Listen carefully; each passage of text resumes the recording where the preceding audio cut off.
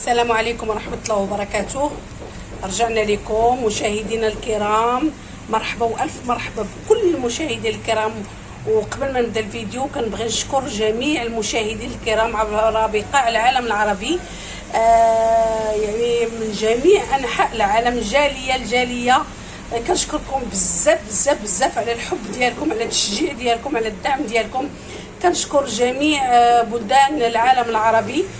فاليوم غادي نديروا واحد الفيديو من نوع خاص. اليوم بما ان الثوم الفصل ديالو هو فصل الصيف، غنختانوا الفصل ديال يعني الموسميه ديالو، وغادي نحتفظوا به. بزاف ديال الاسئله كتجيني نور كيفاش نحتفظوا بالثوم لمده طويله. الطريقه الرائعه والوحيده واللي بالنسبه لي انا طريقه كنستافدوا منها هو تخليل او تخمير الثوم. اذا غادي نخمروا الثوم او غادي نقوموا بتخليل الثوم عبر غنذكر لكم طريقتين، ولكن انا غنستعمل غير طريقه واحده. المهم باش نقشروا مثلا هنا عندي 2 كيلو ديال الثومه، باش نقشروا 2 كيلو ديال الثومه راه ماشي سهل. فاسهل طريقه لتقشير الثوم هو نرقدوه في شويه ديال الماء، يعني نرقدوه في الماء تقريبا واحد نصف ساعه باش يعني يسهل علينا اننا نفتوه. نعطيكم واحد المثال. هانتوما انا راه يلاه درت فيه الماء، هانتوما لاحظوا، هانتوما غيبدا يتقشر معايا بسهوله. دابا انا حيت هازه الكاميرا غادي نبداو نديروا واحد العمليه بحال غادي نبداو بحال هكا نعركوا فيه. فوالا شوفوا معايا، شوفوا الطريقه باش تقشروا الثومه بطريقه سهله. نتوما غنبقى نورك عليه، ملي غادي نبقى نورك عليه فوالا حتى دابا مازال خصني نزيدو. هنا مازال غادي نزيدو شويه، يعني تقريبا نزيدو واحد الساعه، نقول واحد الساعه نرقدو هكا في الماء باش يسهل ليا المأموريه. ونرجع معكم نوريكم الطريقه ديال التخليل ديال الثوم والاحتفاظ بالثوم لمده طويله. بقاو معنا. اذا كنخليو الثومه ديالنا مرقده بطبيعه الحال. غادي نشوف واش بدات كتسهل العمليه. لاحظوا هانتوما هي بدات كتسهل العمليه. ممكن كتبقاو ديروا لها بحال هكا بيديكم حتى كتفسخ. انا مبغيتش نخليها فتره طويله، فانا غنقشرها ان شاء الله ورجع معكم. بقاو معنا. اذا رجعنا لكم من جديد بطبيعه الحال كنكونوا عقمنا واحد القنينه الثومه بعد ما كتقشر. هانتوما غنحاول نقرب لكم الكاميرا باش تشوفوا مزيان. فوالا كنقشروها وكنعملوها في واحد الباسوار ما كيكونش فيها الماء بزاف، ولكن ضروري من انني انا كنمسحها تجنبا لا تبقى فيها الماء ولا شي حاجه. غادي نمسحها مزيان بواحد السربيته بطبيعه الحال، وغادي نمسحوها من الماء.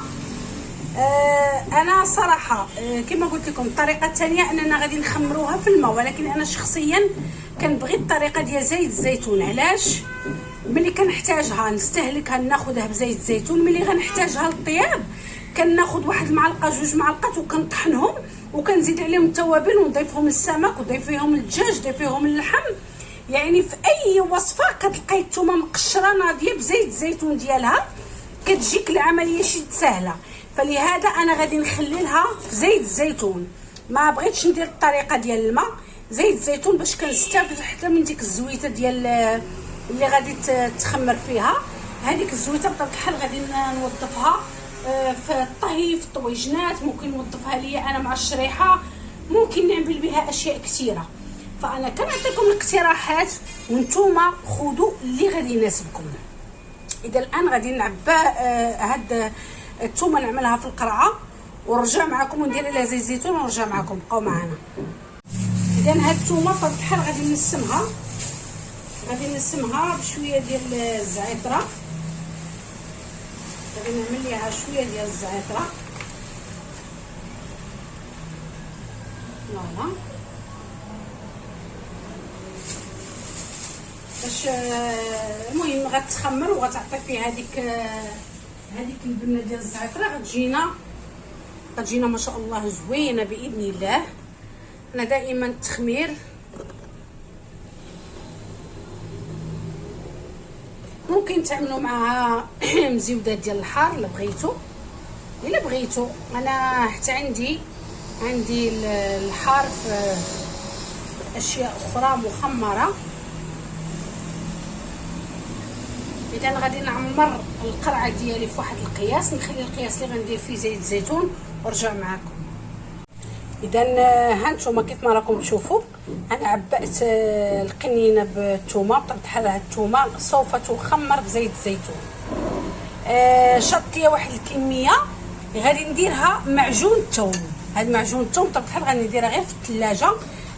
نبغي نطيب شي وصفات ولا هذه اوليو باش نجبد الثومه وهذا غنلقاها موجوده. بقاو معنا غادي نشوفوا هاد الثومه غنضيف ليها زيت الزيتون وغادي نطحنها ونرجع معكم. هانتوما انا طحنتها، ممكن طحنوها انعم من هكا. المهم انا الاشواط ديالي هذا هو القياس اللي طحنت ليا. دابا غادي نعبئها في واحد القريعه وغنضيف عليها زيت الزيتون وغادي تشوفوا النتيجه النهائيه ديال الفيديو. بقاو معنا. نتوما هاد الطريقه هذه ممكن نستعملوها حتى الاخوات اللي بطبيعه الموظفات اللي دائما كيحتاجوا على انهم ما كيكونش عندهم الوقت وبزاف ديال الامور. اذا هنايا الثومه غادي نضيف عليها زيت الزيتون. المهم انا حتى ما بقاوش عندي القنينات، ازمه ديال القنينات.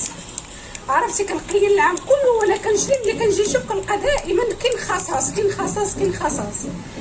اذا هنا غادي نضيفوا زيت الزيتون.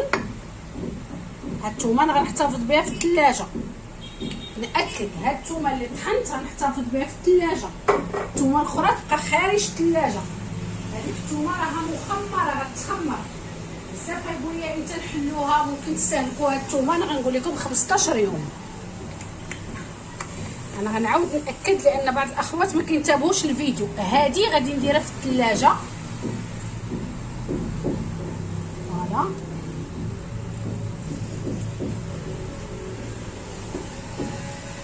القرعه الصغيره غنديرها في الثلاجه.